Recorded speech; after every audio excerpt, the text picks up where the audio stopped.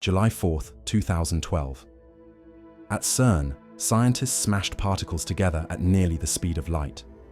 What they found shouldn't exist. For 50 years, physicists searched for a particle that breaks the rules.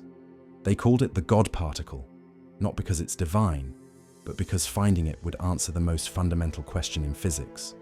Why does anything have mass? They found it. And the answer terrifies them. Particles shouldn't have mass. According to the equations, electrons, quarks, all the building blocks of matter should be weightless, moving at light speed, never slowing down, never forming atoms.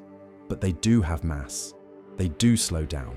They do form atoms, which form molecules, which form you. The math said it was impossible.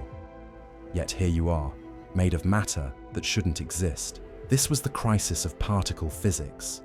The Standard Model, our best theory of reality, predicted that particles are massless, but observation proved they have mass.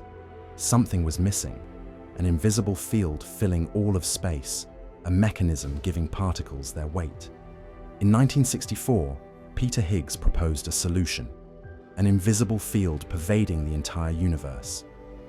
Particles moving through this field acquire mass, like objects moving through honey acquire resistance.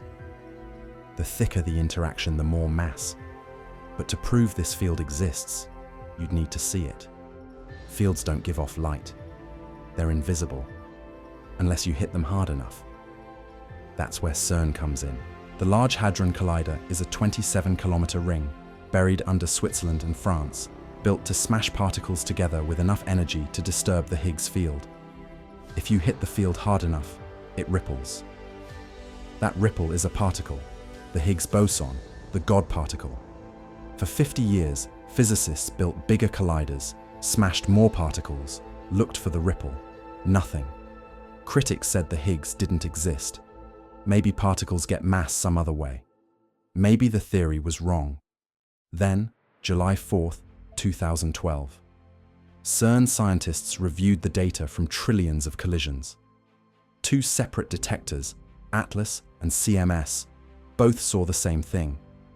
A spike in the data at exactly 125 gigaelectronvolts, the Higgs boson.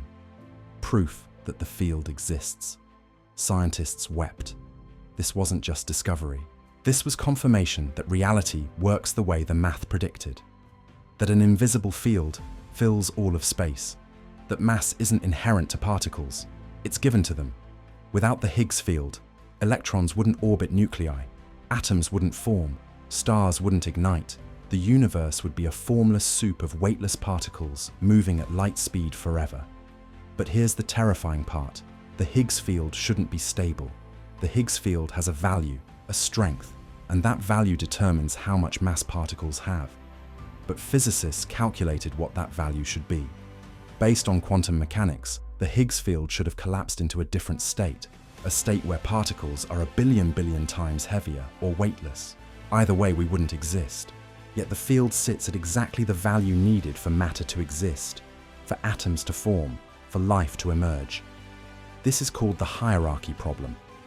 Why is the Higgs field so perfectly balanced? No one knows. Some say it's luck, a 1 in a trillion chance. Others say it's a multiverse, infinite universes with infinite Higgs values, and we exist in the one where the value allows life. Some say something is stabilizing the field, some deeper mechanism we haven't discovered. And there's another problem. The Higgs field is unstable. Our current measurements suggest the field could collapse.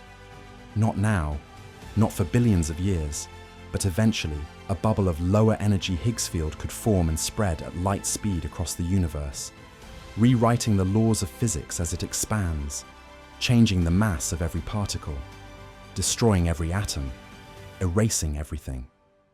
This is called vacuum decay, and the Higgs boson discovery suggests it's possible.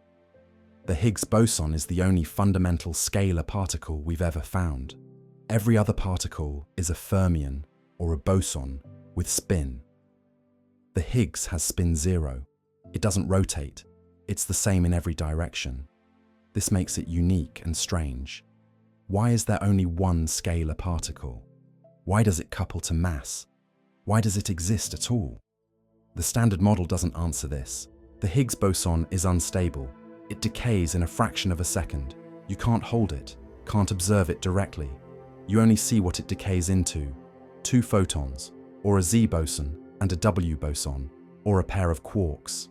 From those decay products, physicists infer the Higgs was there, like seeing footprints in snow. If the Higgs exists for a fraction of a second, how does it stabilize the field? The answer: the field isn't made of particles. The Higgs boson is a ripple in the field. The field itself is permanent, filling all of space, always, everywhere.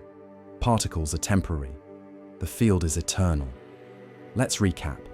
Particles shouldn't have mass, but they do. The Higgs field explains why. Particles moving through the field acquire resistance. That resistance is mass. In 2012, CERN found the Higgs boson, proof the field exists. But the discovery raised new questions. Why is the field's value so perfectly tuned? Why is it metastable? Why is the Higgs the only scalar particle? We don't know. The God particle answered one mystery. It revealed a dozen more. If the Higgs field blew your mind, wait until you see what's next. In the next video, we're exploring time dilation, how Einstein proved time doesn't flow the same for everyone, why astronauts age slower, and why your head is aging faster than your feet right now. That video drops in 2 days. Hit subscribe so you don't miss it. And tell me in the comments, what shocked you most? That mass isn't inherent to particles, that the universe might decay, that reality is made of fields. Let's discuss. This is Veritas Labs, where truth is tested.